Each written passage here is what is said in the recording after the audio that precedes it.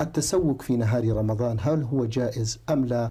التسوق في رمضان جائز في نهار الصيام ولا مانع من ذلك، لأن عموم الأحاديث المرغبة في السواك لم يكن فيها فرق بين نهار الصيام وغيره. يقول صلى الله عليه وسلم: لولا أن أشق على أمتي لأمرتهم بالسواك مع كل صلاة. فهذا دليل على مشروعيته في كل الأوقات. ويقول عامر بن ربيعة رضي الله عنه: رأيت النبي صلى الله عليه وسلم ما لا أحصي يستاك وهو صائم.